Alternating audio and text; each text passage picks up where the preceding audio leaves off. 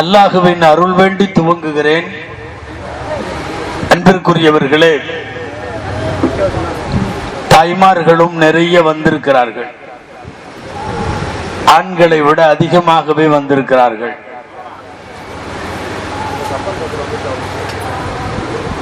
பெண்களுடைய காதுகளுக்கு போய் சேர்க்க வேண்டிய நிறைய செய்திகள் உண்டு. ஒரு பெண், அவளுக்கு பல்வேறு பரிணாமங்கள்.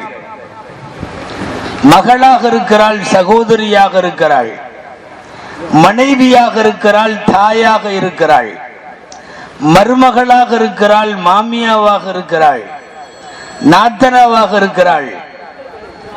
இப்படி பல்வேறு பரிணாமங்கள் இருந்தாலும் இந்த பரிணாமங்களிலெல்லாம் ஆக சிறந்த பரிணாமம் என்பது ஒரு பெண் அவள் தாயாக இருப்பது. தாயாக இருப்பது. அப்படி ஒரு பக்குவத்திற்கு ஒரு பெண் வருகிற போது நிச்சயமாக அவள் என்னென்ன பொறுப்புகளை எல்லாம் தலையில சுமந்திருக்கிறாள் என்பதை நிறைய பயான்கள் நீங்கள் கேட்டிருந்தாலும் என்னால் முடிந்தவரை சில செய்திகளை உங்களுடைய காதுகளுக்கு தர வேண்டும் என்று விரும்புகிறேன். முதலில் பெண் குழந்தைகள் அல்லாஹ்வுடைய பெரிய நிஅமத், அல்லாஹ்வுடைய பெரிய அருட்கொடை. குர்ஆனிலே குழந்தை கொடுக்கிறேன் என்று சொல்லுகிற போது அல்லாஹ் முதல்ல சொல்றது என்ன தெரியுமா? நாடியவர்களுக்கு பெண்ணை கொடுக்கிறேன். அதுக்கப்புறம் தான் ஆம்பளை கொடுக்கிறேன்னு சொல்றான். நாடியவர்களுக்கு ஆண் குழந்தை, நாடியவர்களுக்கு ரெண்டுமே, நாடியவர்களுக்கு குழந்தையே இல்லாமல் இப்படியெல்லாம் வைக்கிறேன்னு அந்த ஆயத்து சொல்றானே, அதுல ஃபர்ஸ்ட் அல்லாஹ் சொல்றது யஹபு லிமன் யஷாஉ இனாதா, நான் விரும்பியவர்களுக்கு பெண் குழந்தையை தருகிறேன் என்கிறான். பெண் குழந்தையை தருவதுதான் அல்லாஹு ஜல்ல ஷானுஹு தஆலா சொல்லுகிற முதலான அருட்கொடை. எனவே எந்த வீட்டில் எல்லாம் பெண் குழந்தை இருக்கிறதோ அல்லாஹ்வுடைய ரஹ்மத் வீட்டில் இருக்கிறது என்று அர்த்தம். அல்லாஹ்வுடைய பரக்கத் இருக்கிறது என்று அர்த்தம். அது எந்த வகையில பெண் இருந்தாலும், குறிப்பாக யாருக்காவது குழந்தை பெண்ணாக பிறக்குமானால் அவளை நீங்கள் வளர்ப்பீர்கள் என்றால், ஒழுக்கம் சொல்லிக் கொடுப்பீர்கள் என்றால், திருமணம் செய்து கொடுப்பீர்கள் என்றால், மார்க்க நெறிப்படி அந்த பெண்ணை கொண்டு வருவீர்கள் என்றால் உண்மையாகவே நாம் பாக்கியம் பெற்றவர்கள். நமக்கு ஒரு செடவு இருக்கு இன்னைக்கு வரைக்கும் கூட. ஒரு குழந்தை பெண் குழந்தை பிறந்தா ஓரளவு பேசாம இருப்போம். ரெண்டாவது பிறந்துச்சுன்னா வேலையை காட்டிடுவோம். ரெண்டாவதும் குழந்தை பிறந்தா ஒரு விதமான சலிப்பு. மூணாவதும் பிறந்துச்சுன்னா மூஞ்சியை தூக்கி வச்சுக்கிட்டு அந்த பக்கம் போயிடுவார். சொல்ல போனா அந்த மாதிரி நேரங்கள்ல அந்த பெண் பிள்ளையை திட்டுவார்கள். என்ன நேரத்துல வீட்டுக்கு வந்துச்சோ வரிசையா பிள்ளைகளையா பெத்துட்டு இருக்குது, பொம்பளை பிள்ளைகளையா பெத்துட்டு இருக்குது என்று சொல்லுவார்கள். அல்லது அவங்க குடும்பத்தை வச்சு வம்புக்கு இழுத்து, உங்க வீட்டுல எங்க ஆம்பளை பையன் பிறக்குது, எல்லாம் இப்படித்தானே பிறக்குது என்று திட்டி, குத்தி காட்டி, இடித்து காட்டி, தாய்மார்களிடத்தில் இது ரொம்ப அவசியமாக சொல்ல வேண்டும். 2 குழந்தை 3 குழந்தை இருந்துச்சுன்னா சொர்க்கத்துல ரசூலுல்லாஹ் கூட இருக்கிற பாக்கியம் இருப்பதாக மார்க்கம் சொல்லுகிறது. ஆனா நமக்கு அது கஷ்டமா தெரியுது. இங்க ஒரு 2-3 பேர் மட்டும் இருந்துட்டு மத்தவங்க இப்படி வந்துருங்களேன். ஒரு 2 பேர் மட்டும் அங்க இருங்க, மத்தவங்க வந்துருங்களேன். சலசலப்பா இருக்க.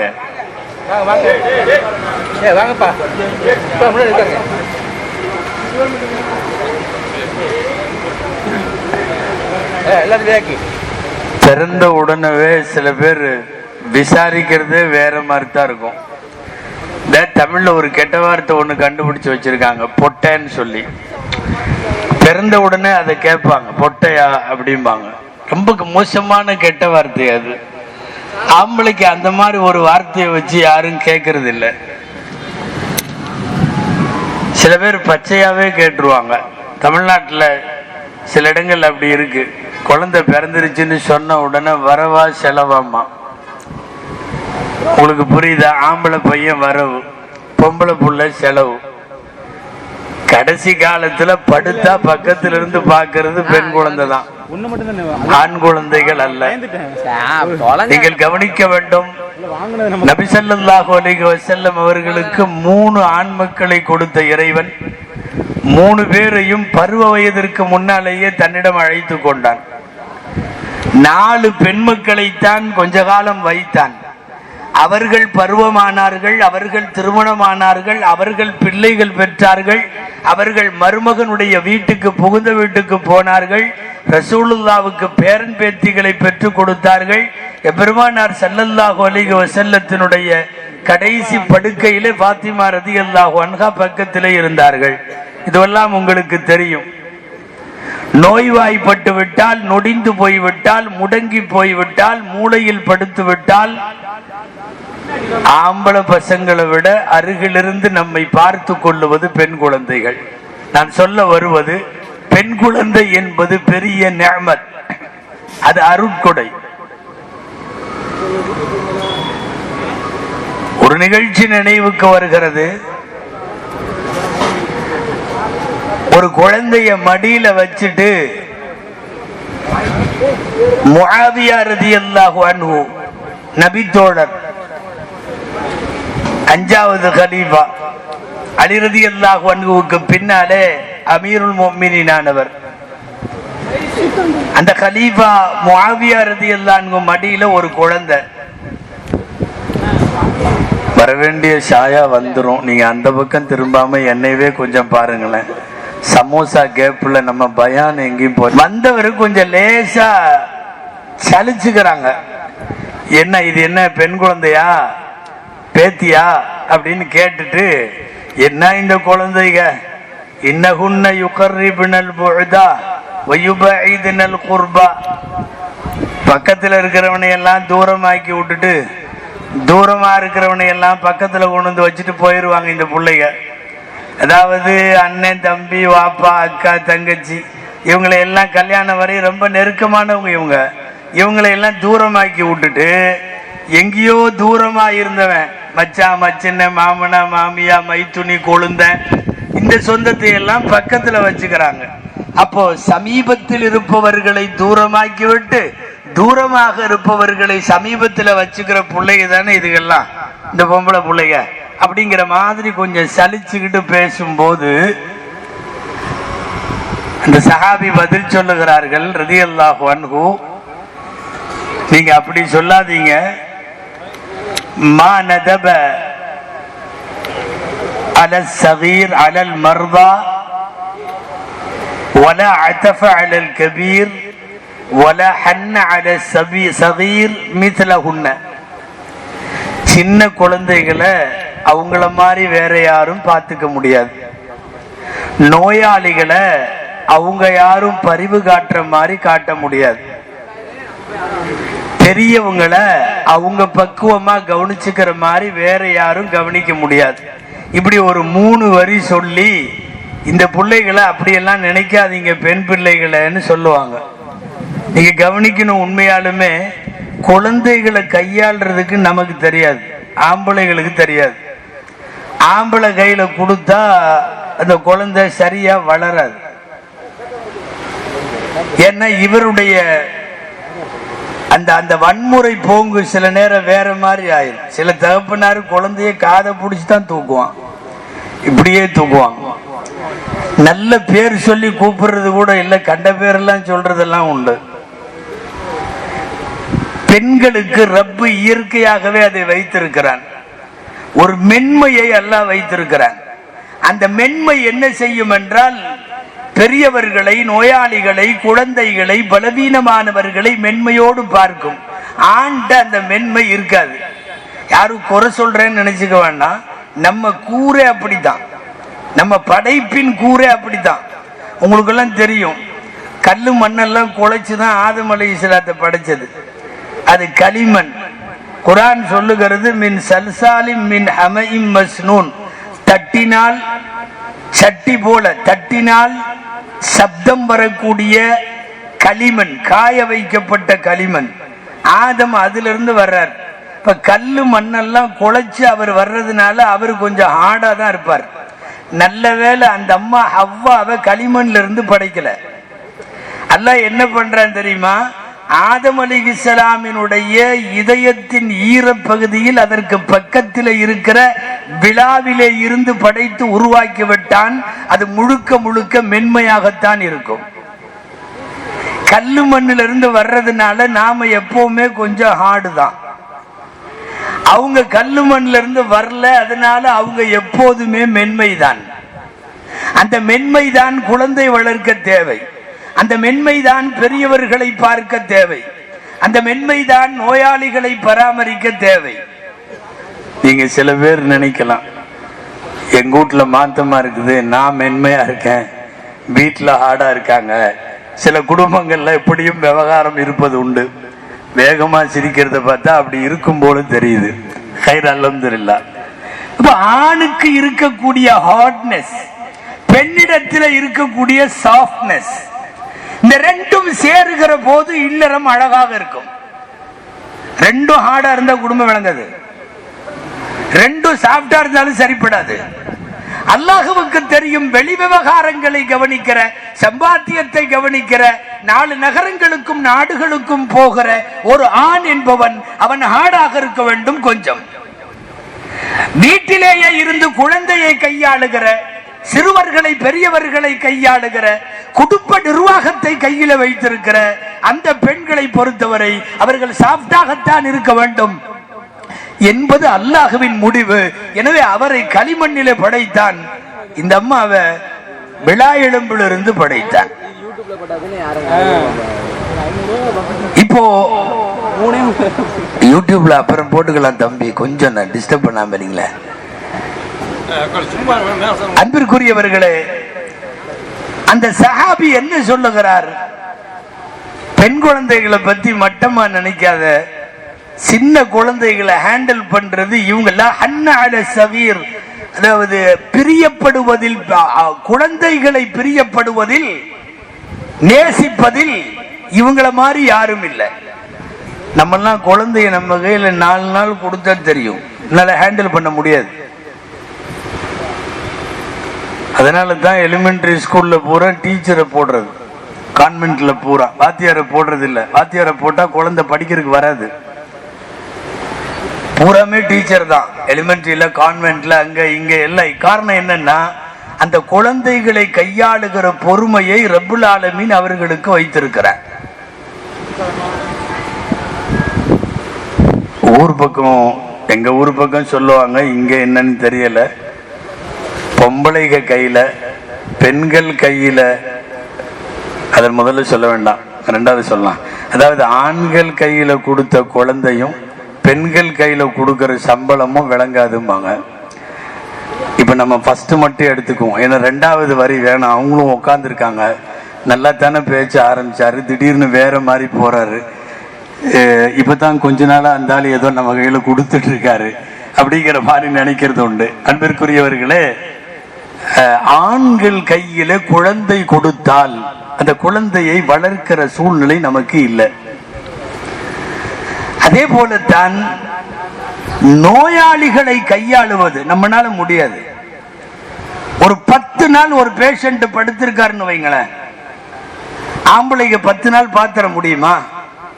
பெட்ரு ரிட்டர்னா அப்படியே இருக்கிறாங்க, படுக்கையோடு படுக்கை, எல்லாம் படுக்கை. சுய தேவையை கூட அவர்களால் நிறைவேற்ற முடியாது. அவர்களை ஒரு வாரம் பார்க்கிற பொறுமை கூட ஆண் வர்க்கத்திற்கு கிடையாது. 2 நாள் 3வது நாள் சடைய ஆரம்பிச்சிருவான். ஆனா ஒரு காலம் இருந்தது, வருஷ கணக்கில பெண்கள் வீடுகளில் அப்படிப்பட்ட பேஷண்ட்டுகளை வைத்து பார்த்தார்கள். இன்னைக்குதான் மருத்துவம் வளர்ந்திருக்கிறது. முதல்ல எல்லாம் இந்த வாதம் அடிச்சதுன்னா அவ்வளவுதான், படுத்தாங்கன்னா அவங்க 6 மாசமோ 1 வருஷமோ 2 வருஷமோ அப்படியே படுத்து கிடந்து அப்படியே பாயில போயிருவாங்கன்னு வைங்களேன். இப்போ வருஷக்கணக்கில் அவர்களை எல்லாம் படுக்க வைத்து பார்த்தது யார்? ஆம்பளைகள்லாம் பார்க்க மாட்டாங்க, 4 நாள் பார்ப்பாரு. பள்ளிவாசலுக்கு வரும்போது அஜரத் துவா செய்யுங்கன்றுவார். இந்த துவா செய்யுங்கக்கு வேற அர்த்தம். இதெல்லாம் எங்க தலைவலியில் உள்ளது. திடீர்னு வந்து 4-5 நாளாவே கொஞ்சம் முடியாம தான் இருக்கு, நாங்களும் பார்த்துட்டு தான் இருக்கிறோம், ஒன்றும் முடியல, துவா செய்யுங்க அப்படின்பாரு. இது என்ன துவான்னு நினைக்கிறீங்க? ஆமா, சீக்கிரம் போறதுக்கு துவான்னு அர்த்தம். சில நேரம் ஊர்ல இருந்து வந்து ஆளுகள்லாம் மெட்ராஸ்ல இருந்து வந்துருவாங்க, இங்க வந்து உட்காந்துருப்பாங்க சீரியஸ்ன்னு. அது அந்தம்மா பார்த்தா ரெடி ஆயிரும்.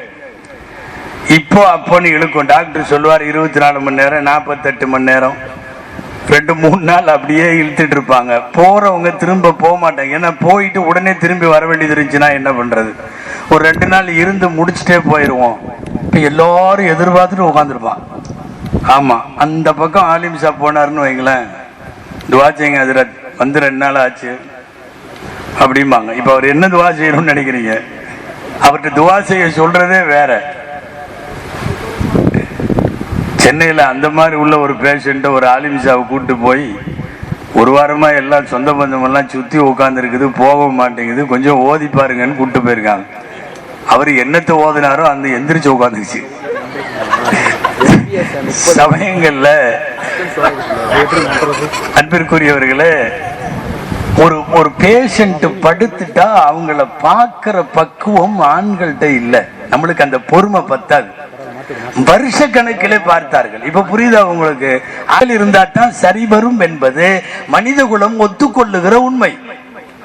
எல்லா நர்ஸையும் தூக்கிட்டு கம்பவுண்டர் போடுங்களேன், பூரத்துல நிறைய பேர் டிஸ்சார்ஜ் ஆக மாட்டாங்க.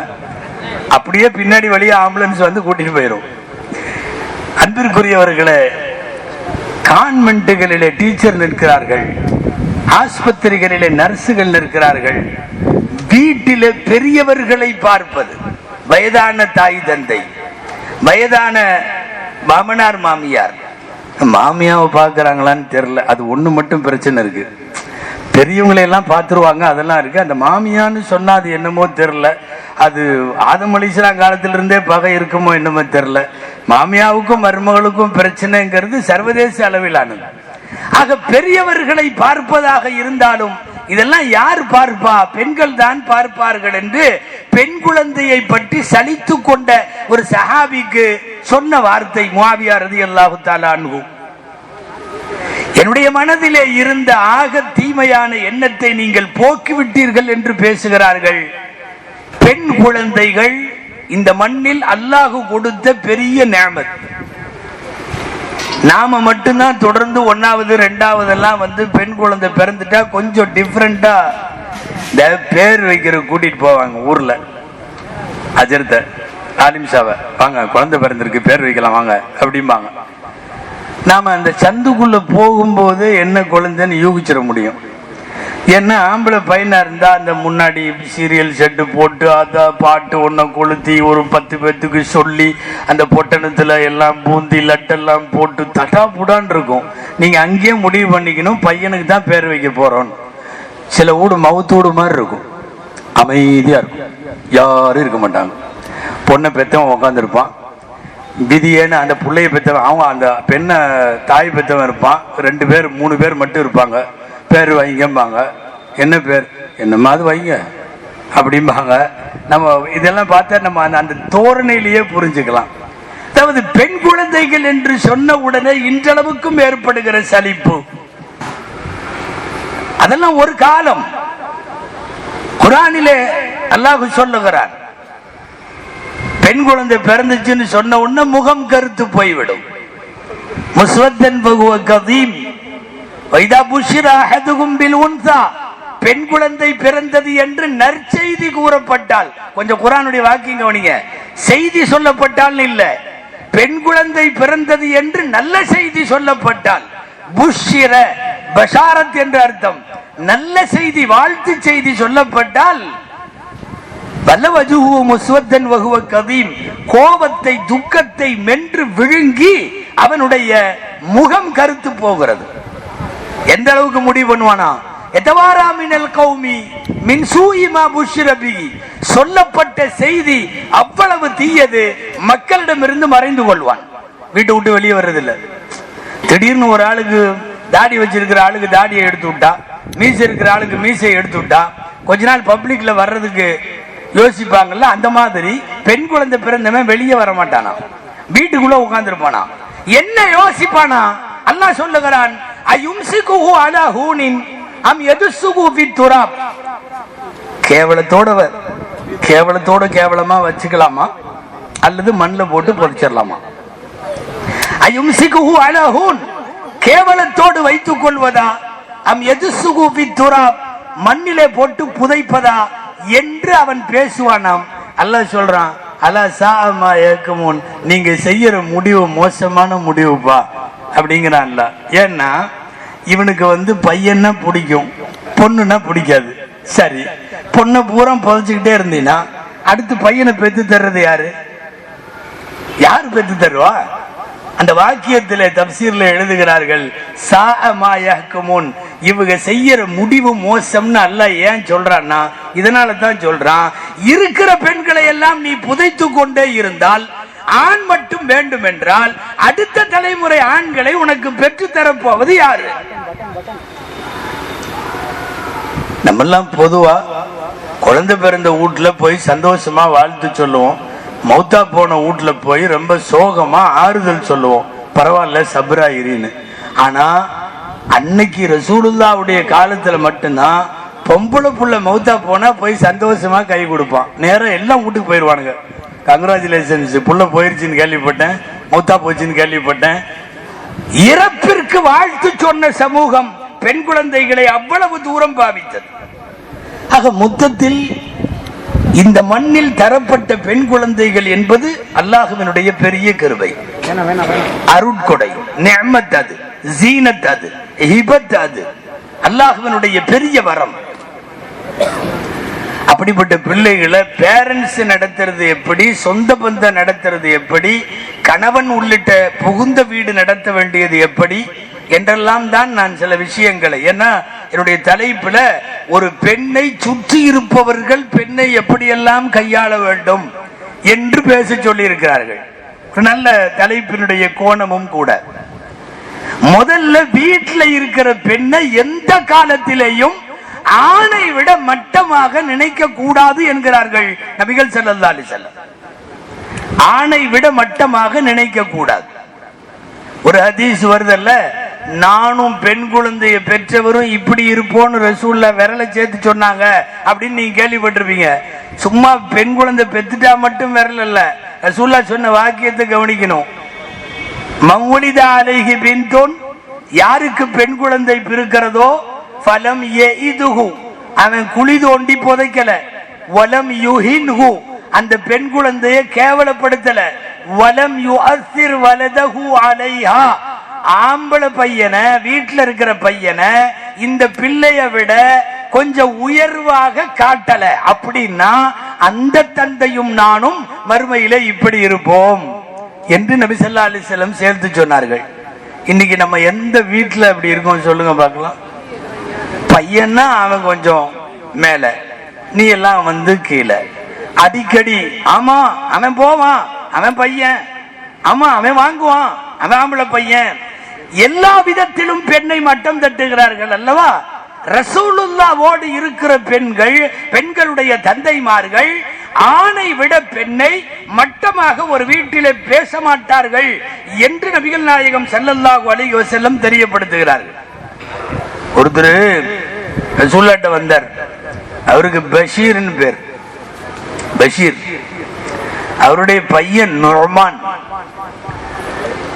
நுஅமான் சின்ன வயசா இருக்காரு, குழந்தையா.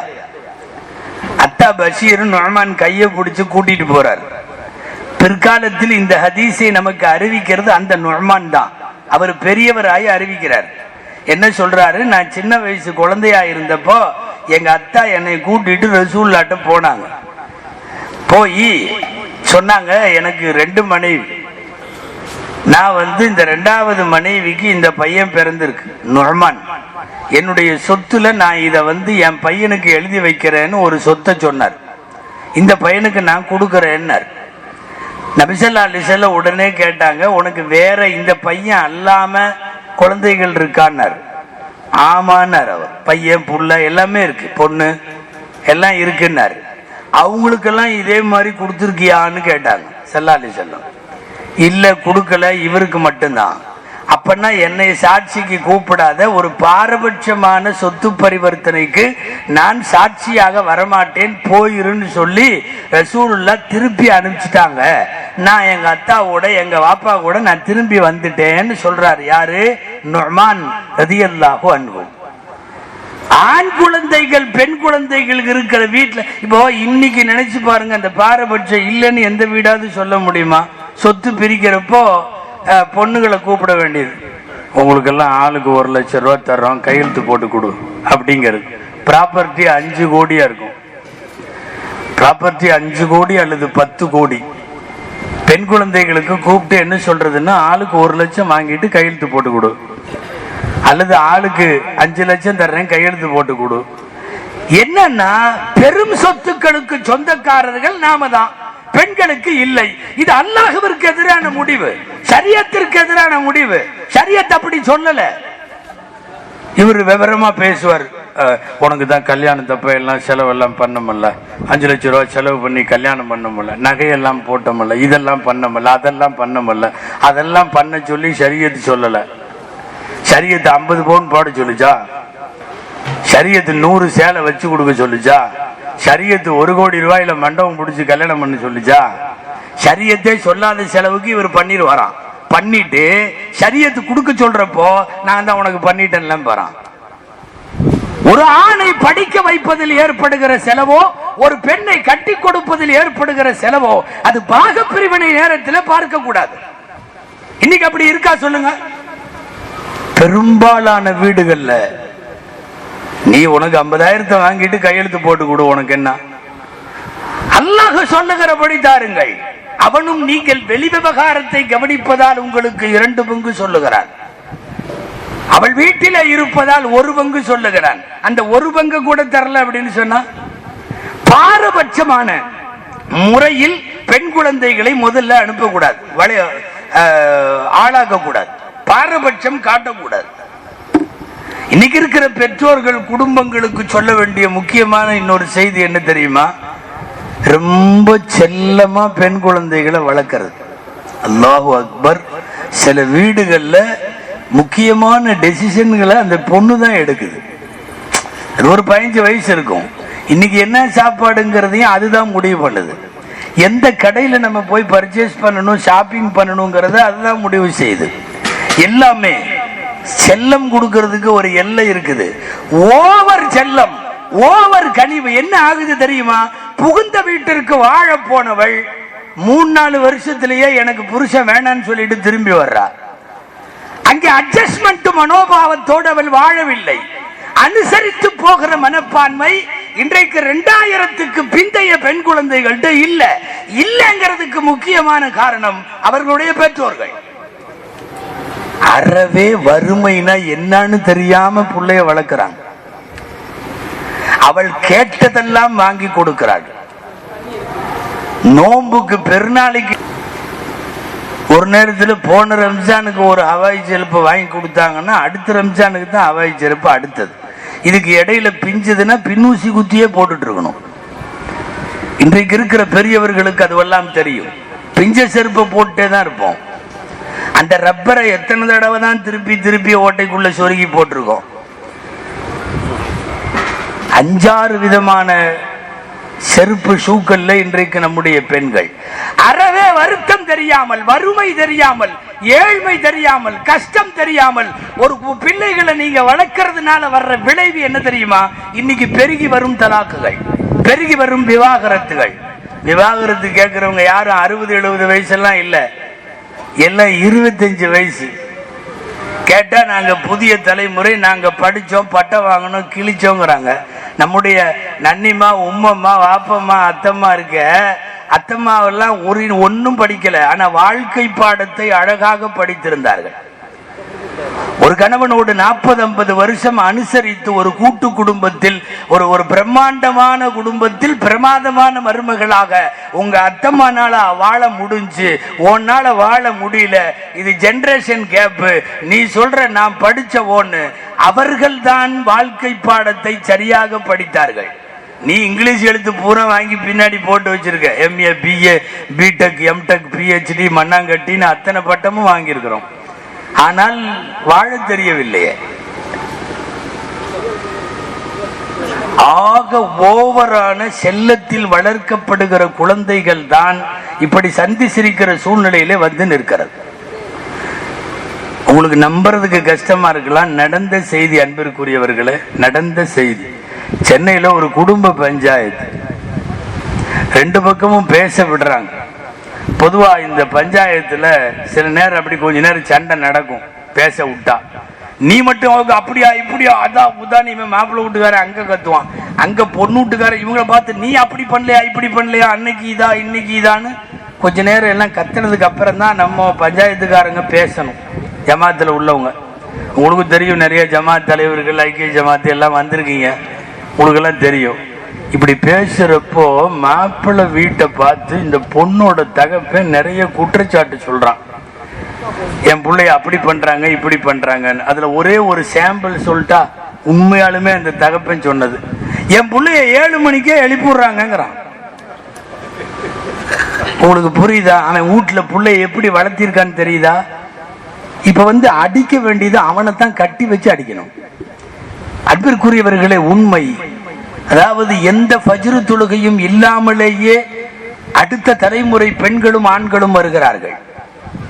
ராத்திரி 1 மணிக்கு பெட்ஷீட்டுக்குள்ள மொபைல நோண்டிட்டு இருக்குது பொண்ணு.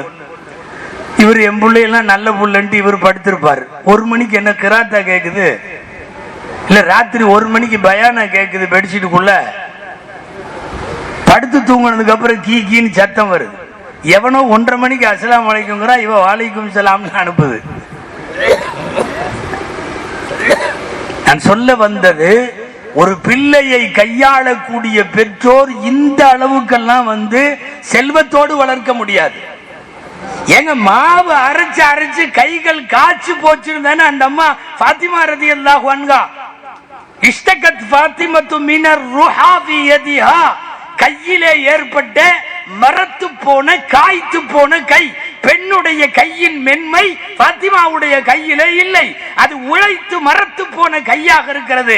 ஒரு வேலைக்கார பெண்ணோ ஆணோ வீட்டுக்கு வேண்டும் என்று கேட்ட போதுதானே அல்லாஹ்வின் தூதர், நீ போய் 33 தடவை சுப்ஹானல்லாஹும் 33 தடவை அல்ஹம்துலில்லாஹும் 33 தடவை அல்லாஹு அக்பர் அல்லது 34 தடவை நீ அதை ஓது, உன் வேலைகள் லகுவாகும் என்று சொல்லி அன்னைக்கு பாத்திமா சொன்னது இன்னைக்கு வரைக்கும் நாமெல்லாம் இன்னைக்கு வரைக்கும் ஃபஜ்ர்ல அஷர்ல ஓதிட்டு இருக்கிறோமே, வேலைகள் லகுவாக. அந்த தஸ்பீக்கு பேரே தஸ்பீக ஃபாத்திமா.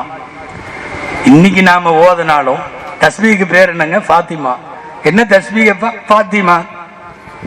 தன்னுடைய கடுமையான வேலையை முறையிட்ட மகளுக்கு அவர்கள் கற்றுக் கொடுத்த தஸ்பீக் அது. வருத்தம் தெரிவிக்கும் வண்ணம் பிள்ளைகளை உருவாக்க வேண்டும். இன்னைக்கு வருத்தமே இல்லாம எல்லாம் வளர்க்கிறோம். சென்னையில ஒரு குடும்பவியல் கருத்தரங்கம், சென்னையில. அதுல தமிழ்நாடு அரசினுடைய தலைமை காசி பேசுறார், முஃப்தி சலாவுத்தீன் அய்யூபி சாப். அவங்க பேசுறாங்க, அதிர்ச்சியான ஒரு செய்தி சொல்றார் தலைமை காசி. நிகழ்ச்சி பெருகி வரும் விவகாரத்துகள் எதனால் அப்படிங்கறத நிகழ்ச்சியே, அது தலைப்பு. அவங்க என்ன சொல்றாங்க, கொஞ்சம் கவனிக்கணும் பெற்றோர்களா இருக்கிறவங்க. 2000க்கு முன்னாடி வரையும் தமிழ்நாட்டில் எக்கச்சக்கமான தலாக்குகள் நடந்தது. எக்கச்சக்கமா. 2000க்கு பின்னாடி தலாக்கு குறைந்து போய் ஹுலா அதிகமாக நடக்கிறது. ஹுலானா உங்களுக்கு தெரியும், பொண்ணு நான் வாழ மாட்டேன்னு பொண்ணா விலகிறது. இவர் கூட நான் இருக்க முடியாது, என்னை பிரித்து வையுங்கள் என்று ஒரு பெண் கோருகிற விவாக விளக்கு ஹுலா என்று பெயர். அதிகமா இப்ப தலாக்கு இல்லையா, ஹுலா அதிகமாக இருக்கிறது. காரணம் என்ன தெரியுமா? எந்த கஷ்டமும் தெரியாமல் வளர்க்கப்படுகிற பெண் பிள்ளைகளின் மூலமாக சமூகத்தில் நிலவுகிற ஆபத்தான போங்கு. இதெல்லாம் பெற்றோர்கள் கவனிக்கணும். ஒரு 10க்கு 10 தான் இருக்கும். ரசூலுல்லாஹும் ஆயிஷா அம்மாவும் வாழ்ந்த வீடு 10க்கு 10, ஒரு 100 ஸ்கொயர் ஃபீட் தான் இருக்கும் அந்த வீடு. உங்களுக்கு எல்லாம் தெரியும், ஹதீஸ்ல ரசூலுல்லாஹ் தொழுகிறப்போ ருக்கு சுஜூது போனா முழுசா போக முடியாது, நான் முன்னாடி இருந்தேன்னா நான் காலை மடக்குவேன், ரசூலுல்லாஹ் சஜிதா செய்வாங்க. ஆக ஒரு சின்ன குடிசை, அது ஒரு சின்ன கொட்டகம். அது அப்படி ஒரு குறுகிய வீட்டிலே அன்பு மனைவியாய் கணவனாய் ஆயிஷா போன்றவர்கள் ரலியல்லாஹு அன்ஹா அந்த வாழ்ந்த மகிழ்ச்சியான வாழ்க்கை. பிரம்மாண்டமா மாளிகை கட்டி வச்சிருக்காரு. இன்னைக்கு இந்த மகிழ்ச்சி இல்ல. வளைச்சு வளைச்சு மெத்த கட்டி வச்சிருக்காங்க, மகிழ்ச்சி இல்ல. காரணம் என்னவென்றால் அந்த வருத்தத்தோடு வளர்ந்த பிள்ளைகள் ஒரு காலத்தில் இருந்தார்கள், இன்னைக்கு அது இல்லை. இன்னொரு விஷயம், பெற்றோர்கள் பிள்ளைகளை கண்காணிக்கிற போது சொல்ல வேண்டிய செய்தி, கல்யாணத்தோட கழட்டி விடுறதில்ல, கல்யாணத்துக்கு பிறகும் கவனிக்கணும். ஒரு பெற்றோர் என்பவர் திருமணத்திற்கு பிறகும் மகனை கவனிக்க வேண்டும், மகளை கவனிக்க வேண்டும். சில பேர் பூராத்தையும் அப்படியே ஃபைலையே க்ளோஸ் பண்ணிடுவாங்க. கல்யாணம் பண்ண உடனே எப்படியோ ஒருத்தன் கையில பிடிச்சி கொடுத்துட்டா நம்ம முடிஞ்சு அப்படின்னு. யாரு சொன்னது முடிஞ்சுன்னு? நம்முடைய மகனை நம்முடைய மகளை அவர்கள் திருமணத்திற்கு பின்னாலும் கூட நம் மார்க்கப்படி நம் மரபுப்படி நம்முடைய குடும்ப வழக்குகளின்படி நம்முடைய பண்பாடு கலாச்சாரப்படி அவர்கள் வாழுகிறார்களா என்பதை பரிசோதிக்க வேண்டிய சூழ்நிலை பெற்றோர்களுக்கு கடமை உண்டு. எங்கேயோ வெளியூர் போயிட்டு வரும்போது ரொம்ப லேட் நைட் ஆயிருச்சு. ஃபஜ்ருக்கு முன்னாடியே அதிகாலை உள்ளே நுழைந்த ஸல்லல்லாஹு அலைஹி வஸல்லம் ஃபாத்திமா ரலியல்லாஹு அன்ஹா வீட்டுக்கு போயிட்டு தூங்கிட்டு இருந்தவங்கள இன்னும் நேரம் இருக்குது தஹஜ்ஜத் தொழுகிறதுக்கு நடுநிசில எழுப்பி விட்டாங்களே. கூமா ஃபஸல்லியா அஃபலா துஸல்லியானி, எந்திரிங்க எந்திரிங்க தொழுவுங்க. நீங்க தொழுக மாட்டீங்களா? பொண்ணு கட்டி கொடுத்த இடத்துல போய் பொண்ணும் மருமகனும் படுத்திருக்கிறாங்க குழந்தைகளோட. அந்த வீட்டுல போய் பொண்ணை கட்டி கொடுத்த தகப்பன் தஹஜ்ஜத்துக்கு எழுப்பிவிட்டா இன்னைக்கெல்லாம் அவருக்கு அடி விடுவோம். நபிகள் நாயகம் ஸல்லல்லாஹு அலைஹி வஸல்லம் எழுப்பி விடுகிறார்கள். திருமணத்திற்கு பிறகும் கூட நம்முடைய பிள்ளைகளின் மீதான நடவடிக்கையில் அவர்களின் மீது ஒரு கண் வேண்டும். அதே மாதிரிதான் ஏதாவது விவகாரமாச்சு போய் நம்ம தான் அழகா சேர்த்து வைக்கணும்.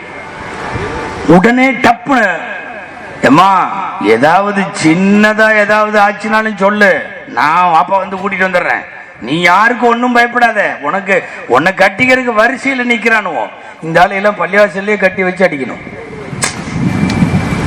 பேச்சுக்கு சொல்றேன், மகளை சில தகப்பனாருங்க வாழ விடுறதே இல்லை. ஒரு குடும்பத்தில சின்ன சின்னதாக சண்டை வரும், பிரச்சனை வரும். இந்த மொபைல் பாழா போனது தொலைஞ்சதா, அங்க சின்னதா நடந்தாலும் அந்த புள்ள போன் போடுறது வீட்டுக்கு. இப்படி வந்தாங்க, என்ன இப்படி சொன்னாங்க, அவன் அப்படியா சொன்னான் அப்படின்னு. முதல்ல எல்லாம் அந்த தகவலே வராது, வீட்டுக்கு வர வேண்டிய அவசியமும் இல்லை.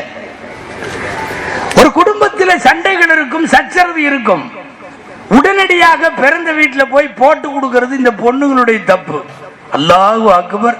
மாமியா கொஞ்சம் பெருசா யாப்பம் விட்டாலும் போன் போட்டு சொல்லுதுங்க. வழக்கத்துக்கு மாத்தமா இன்னைக்கு 3 நாள் யாப்பம் விடுது. எல்லாவற்றையும் அதாவது ஸல்லல்லாஹு அலைஹி வஸல்லம் ஃபாத்திமா ரலியல்லாஹு அன்ஹா வீட்டுக்கு போறாங்க. அலி ரலியல்லாஹு அன்ஹு இல்ல. எங்கம்மா மாப்பிள்ளை எங்க? தெளிவா சொல்லிட்டாங்க. எனக்கும் அவருக்கும் கொஞ்சம் மனஸ்தாபம், லேசா சண்டை, கோச்சிட்டு போயிட்டாரு. ஒண்ணுமே கேட்கல. ஸல்லல்லாஹு அலைஹி வஸல்லம் வெளியே வந்தாங்க.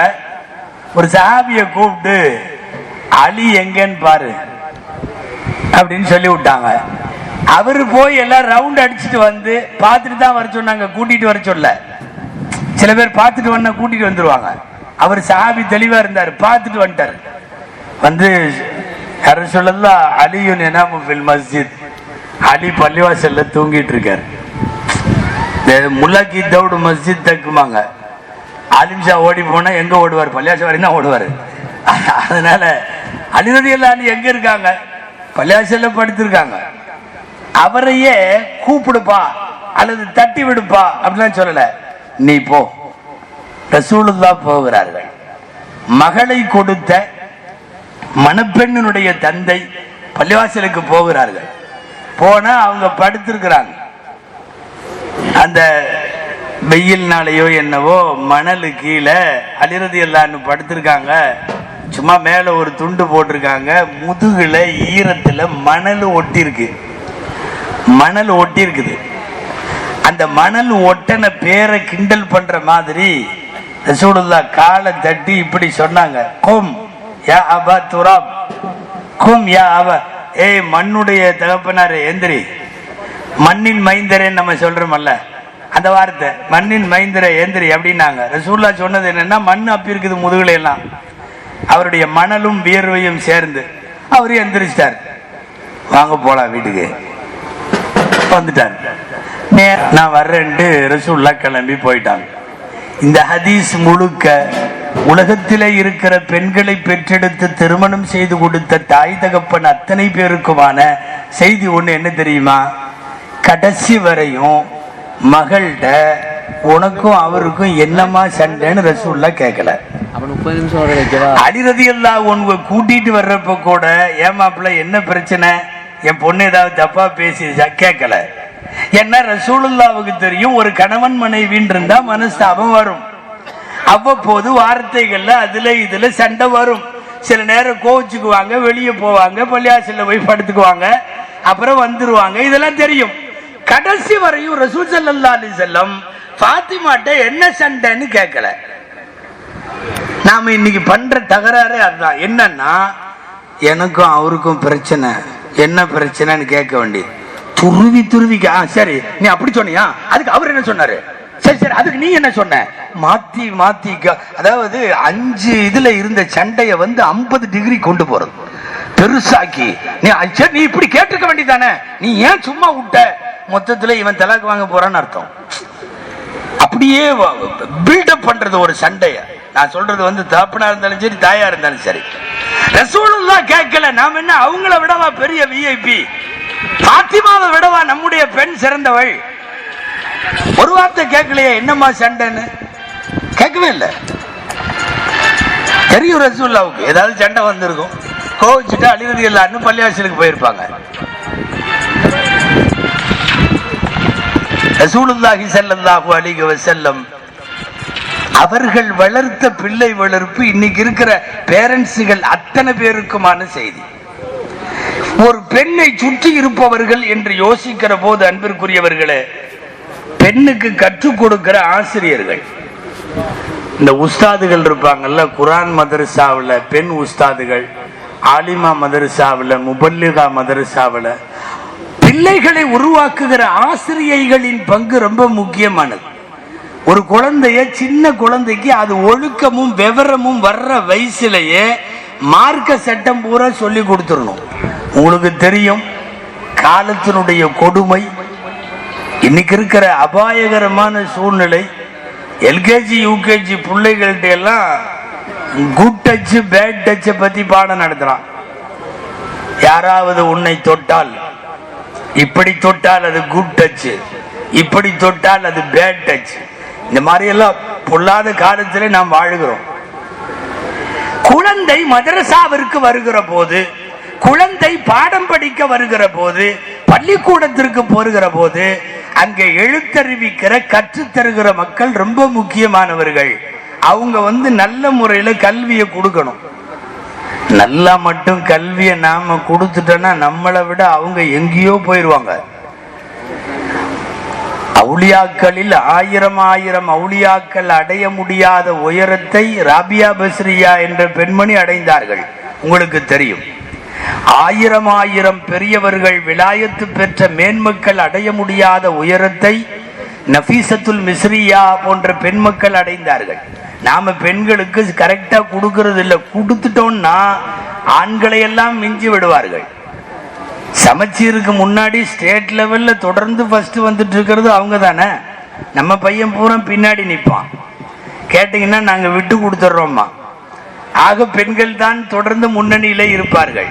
கல்வியையும் கொடுக்க வேண்டும், பெண்களுக்கு ஒழுக்கமும் கொடுக்க வேண்டும். சமயங்களில் அவர்கள் அல்லாஹுவை பிடித்து விட்டால் ஆக உயரத்தில் மிக நல்ல முறையில ஆன்மீகத்தினுடைய உயரத்தை தொட்டு விடுவார்கள். மிகப்பெரிய அல்லாமா ராபியா பஸ்ரியா, அவங்களுக்கு ராபியத்துல் அதவியான்னு பேர். நீங்க ராபியா ராபியான்னு உன்ன ஏதோ அர்த்தம்னு நினைச்சுக்க வேணாம். வரிசையா பெண் மக்கள் அந்த குடும்பத்துல இவங்க 4வது பெண்ணு.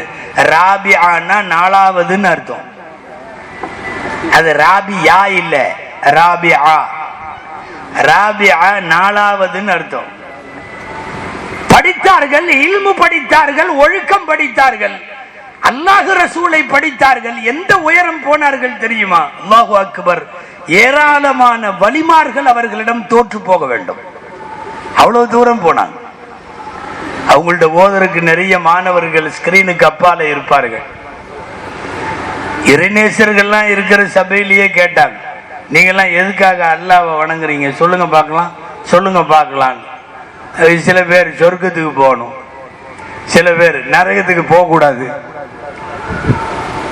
நரகத்துக்கு போகக்கூடாதுங்கிறதுனால நான் தொழுகிறேங்கிறாங்க சில பேர், சொர்க்கத்துக்கு போகணுங்கிறதுக்காக நான் தொழுகிறேங்கிறாங்க சில பேர்.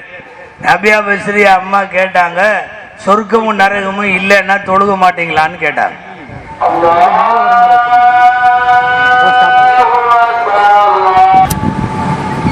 ஹதரத் ராபியா பஸ்ரியா ரலியல்லாஹு அன்ஹா சொன்னார்கள், சொர்க்கம் இல்லை என்றாலும் நரகம் இல்லை என்றாலும் நான் அல்லாஹுவுக்காக தொழுகிறேன். சொர்க்கத்துல போறதுக்காக தொழுகல, நரகத்துல போகாம இருக்கணுங்கிறதுக்காக தொழுகல.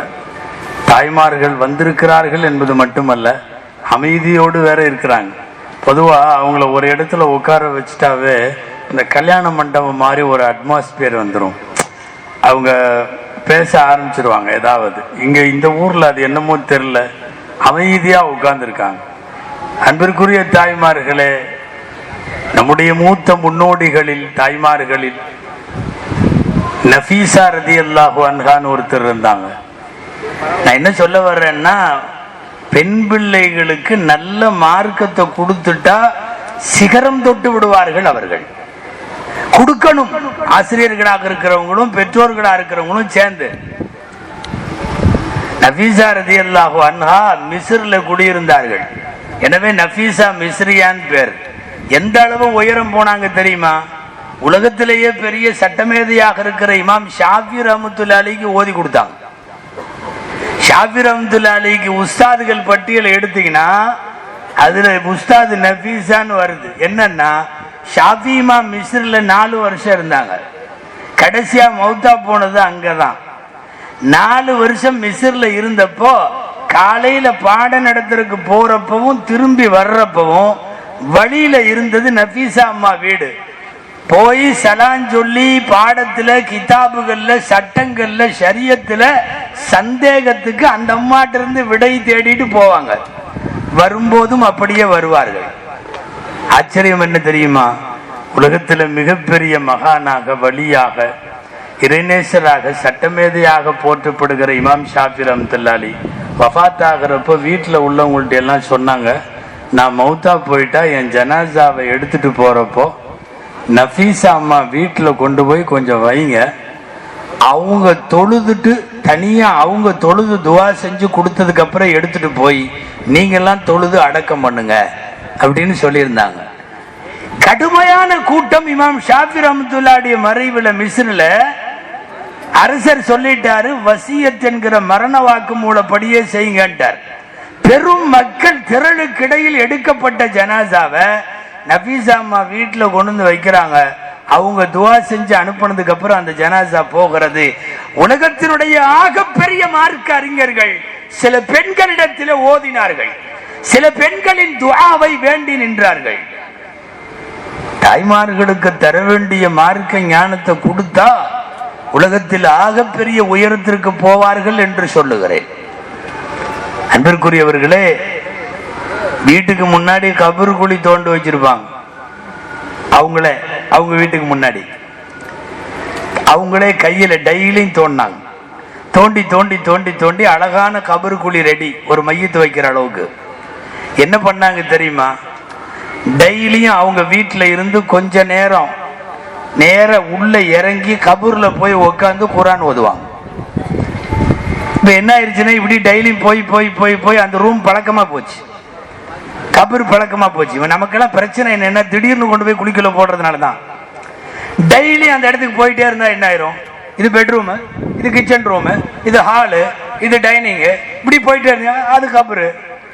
இப்படி போயிட்டே இருந்தா அந்த கபருக்குள்ள டெய்லி இறங்குறது குரான் ஓதுறது, டெய்லி இறங்குறது குரான் ஓதுறது.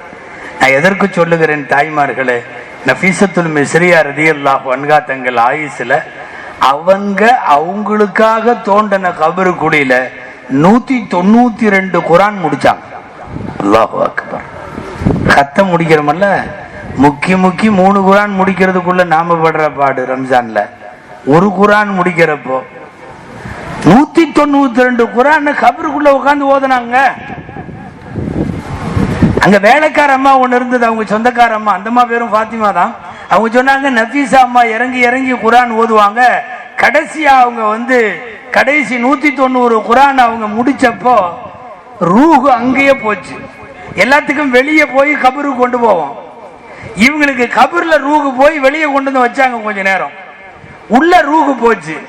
கரெக்டா அந்த ரூஹு போற நேரம் வல்லாஹு யதுஉ இலா தாரிஸ் ஸலாம் அந்த வசனத்தை ஓதிட்டு இருக்காங்க. மௌத்து வந்துருச்சு. அப்படியே சாஞ்சிட்டாங்க.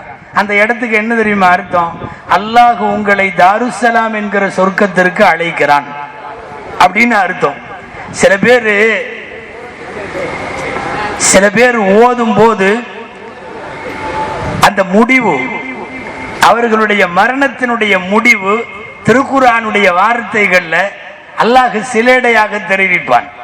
எத்தனையோ ஆயத்து ஓதுறப்ப முடிக்கலாமல்ல, கரெக்டா ரூஹ் எங்க போகுது தெரியுமா?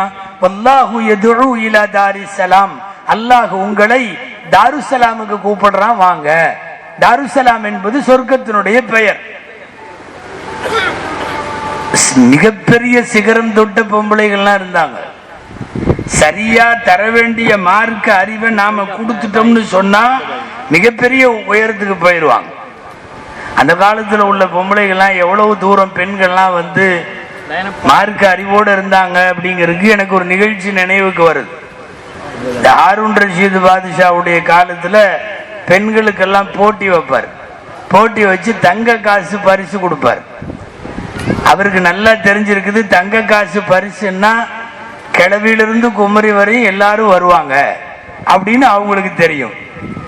நீங்களும் வச்சு பாருங்களேன், 1 பவுன் முதல் பரிசு அப்படின்னு நீங்க ஒரு போட்டி வைங்கன்னு வைங்களேன். நாளைக்கு மௌத்தா போற அம்மாவெல்லாம் போட்டியில சேரும். ஏன்னா காசு தங்க காசு. ஹாரூன் ரஷீத் பாதுஷா என்ன பண்ணுவாரா, எல்லா பொம்பளைகளையும் கூப்பிட்டு உட்கார வச்சுட்டு பெண்களை எல்லாம் கேள்வி கேட்பாராம். வித்தியாசமா கேள்வி, மார்க்க அறிவு. அவங்க கரெக்டா பதில் சொல்லணும். சொன்னா தங்க காசு பிரைஸ். எல்லாம் ரெடியா உட்கார்ந்துருக்காங்க. அரசர்கிட்ட இவ்வளவு தங்க காசு இருக்கு, ஆகா இன்னைக்கு தங்க காசு வாங்கிடணும். தங்கமும் பட்டும் விரும்பாத பெண்கள் உலகத்துல ரொம்ப ரேர். அந்த ரெண்டையும் முன்னாடி உட்கார்ந்து இருக்காங்க. ஹாரூன் ரஷீத் பாதுஷா போட்டி சொன்னாராம், என்ன கேள்வி கேட்டாலும் பதில் சொல்லணும். சில நேரம் ஒரே கேள்வியவே திரும்ப திரும்ப கேட்பேன். ஒரு பெண்ணு சொன்னதை இன்னொரு பெண்ணு சொல்லக்கூடாது. போட்டி ஆரம்பம். முதல் பெண்ணை கூப்பிட்டாச்சு. ஒரு நாளைக்கு ஃபர்து தொழுகையினுடைய ரக்காத்துகள் எத்தனை? ரொம்ப சிம்பிளான கொஸ்டின். குழந்தைங்க மதரசால கூட குழந்தை சொல்லிடும். ஃபர்து மட்டும் எத்தனை? ஃபஜ்ர் 2, லுஹுர் 4, அஸ்ர் 4, 10, மக்ரிப் 3, 13, இஷா 4, எத்தனைங்க? 17. அதமா டக்குன்னு முன்னாடி வந்துச்சு 17 ரக்காத்துகள் அப்படின்னு சொல்லிட்டு ஜாமன் இந்த காசு தங்க காசு. ஆக ஈஸியான கேள்வி. நமக்கு என்ன கேள்வி வருதுன்னு பார்க்கலான்னு அடுத்த பெண்ணு அந்த ரோல்ல வரிசையில உட்கார்ந்தா வேற கேள்வி வரல, அதே கேள்வி. ஒரு நாளைக்கு ஃபர்து தொழுகையுடைய ரக்காத்துகள் எத்தனை? நிபந்தனை என்ன தெரியுமா? முந்தன பொம்பளைங்க சொன்ன பதில இப்ப இவங்க சொல்லக்கூடாது. அது எப்படிங்க சொல்லாம இருக்கிறது? ஆனா அன்னைக்கு உள்ள அறிவு அந்த பெண்ணு டக்குன்னு சொல்லிச்சான் ஹாரூன் ரஷீத் பாதுஷாட்ட 15 ரக்காயத்து. இவரு கொஞ்சம் அதிர்ச்சியாய், அது எப்படி 15 ஒரு நாளைக்கு பரல? இல்ல நான் சொல்றேன், அன்னைக்கு வெள்ளிக்கிழமை மத்தியான ஜும்மால 2 ரக்காயத்தான். இந்த புடி தங்க காசு போ. நமக்கு ஏதாவது கேள்வி வரும்ட்டு 3வது ஒரு பெண்ணு உட்காருது. அதே கேள்வி. ஒரு நாளைக்கு ஃபர்துடைய தொழுகையின் ரக்காத்துகள் எத்தனை? எல்லாரும் எதிர்பார்க்கிறாங்க, வேற பதில் சொல்லணும். முன்னாடி உள்ள சொன்ன 2 பேரும் சொல்லக்கூடாது. அதமாவுடைய விவரம் டக்குன்னு 11 ரக்காத்து இருந்துச்சு. அரசரை ஆச்சரியப்பட்டு போய் 11 எப்படின்னார். நான் சொல்ற பெண்ணு பிரயாண குழந்தைங்க மிஞ்சி போனா 5 வயசு இருக்கும். அது அபா மாதிரி ஒரு ட்ரெஸ் போட்டிருக்கு, முழுசா அபா போடுறாங்கல்ல அந்த மாதிரி முழு ட்ரெஸ். வரிசையா போயிட்டு இருக்கிறப்போ உமர் ரலியல்லாஹு அன்ஹு குழந்தைகளை கொஞ்சுவாங்க இல்லையா, அந்த கால் கொலுசு மாதிரி அந்த அந்த கீழே அந்த இடத்துல துணியை பிடிச்சு இப்படிங்கிறாங்க, துணியை பிடிச்சு இழுக்கிறாங்க, சடால்னு திரும்பது. லவ்லா அந்த கூன கலீஃபத்தின் லவஜாது, தப்புன்னு சொல்லுது அந்த அம்மா. நீங்க மட்டும் கலீஃபாவா இல்லைன்னு அடிச்சிருப்பேன். யாரு 5 வயசு, அது யார்கிட்ட? உமர் ரலியல்லாஹு அன்ஹு. அவர் ஊருக்கெல்லாம் அப்படி வாழை இப்படி காட்டிட்டு வச்சிருவாரு. அப்பப்போ அவர்கிட்ட கலீஃபாவா இல்லைன்னா அடிச்சிருவேன். அதாவது ஒரு 5 வயசு குழந்தையா இருந்தாலும் தொட்ட உடனே ரோஷம் வருகிறதா இல்லையா? அந்த வெட்கமும் ரோஷமும் இயற்கையிலேயே பெண் குழந்தைகளிடத்தில் உருவாக்கப்பட வேண்டும். இதெல்லாம் ஒரு பெண்ணை சுற்றி இருப்பவர்கள் செய்ய வேண்டிய வேலை.